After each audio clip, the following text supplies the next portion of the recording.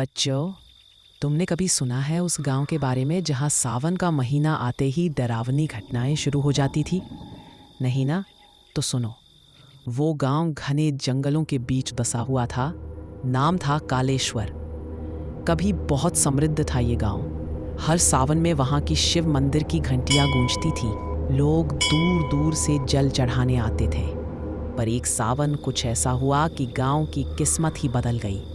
उस साल सावन शुरू होते ही गांव के कुंवारे लड़कों की रहस्यमयी मौतें होने लगी। लोग डरे, मंदिर में शिवलिंग को दोष देने लगे, पर बूढ़े पुजारी पंडित हरिहर नाथ कहते थे, ये कोई श्राप है, भोलेनाथ नहीं, किसी और की छाया है जो इस धरती पर उतर आई है।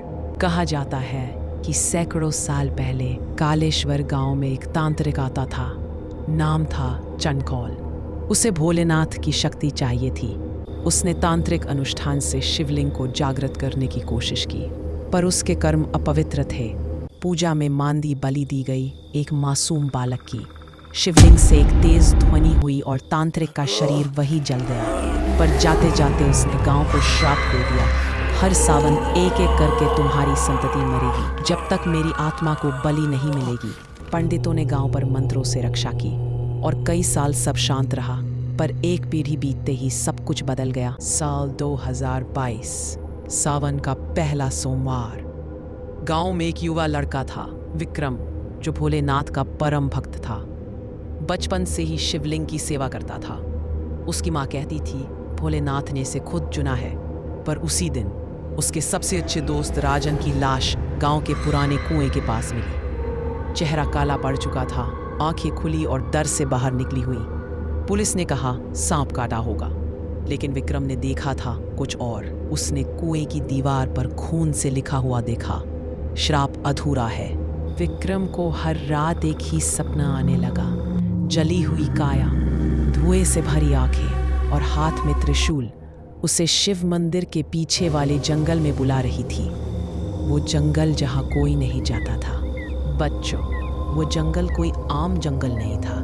वहां की जमीन में चंडकौल की राख अब भी सांस लेती थी।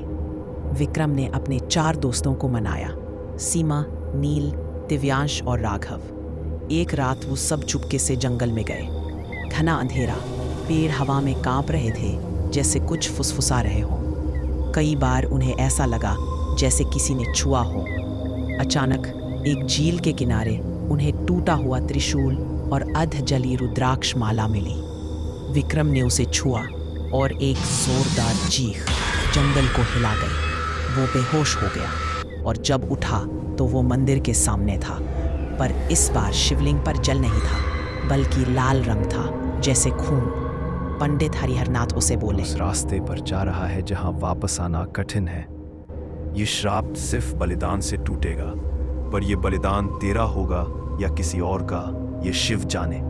तीसरे सोमवार को सीमा भी मारी गई। इस बार मंदिर के अंदर बेलपत्र पर खून से लिखा था, 3 गए 2 बाकी। विक्रम को हर रात नींद में भयानक दृश्य दिखाई देते। चंडकौल उसे दिखता शिव के अवतार में, मगर आंखों से खून बहता हुआ।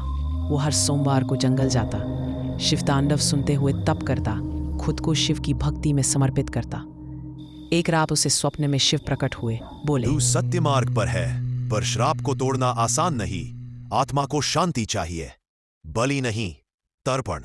विक्रम ने चौथे सोमवार को राघव और दिव्यांश के साथ मिलकर गांव के तालाब में चंडकौल के लिए पूजा रखी। पुराने तांत्रिक मंत्रों को उल्टा पड़ा और शिव नाम के साथ तर्पण किया। पर तभी चंडकौल प्रकट हुआ।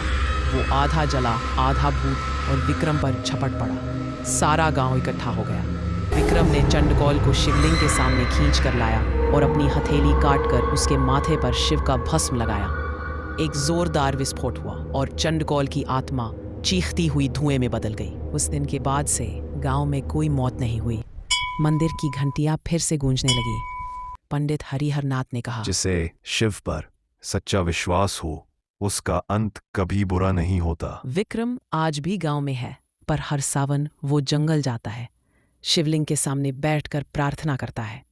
तो बच्चों, जब भी सावन आए और तुम भोलेनाथ से कुछ मांगो, तो एक बार कालेश्वर गांव के उस श्राप को भी याद करना। क्योंकि आस्था की परीक्षा कभी भी शुरू हो सकती है।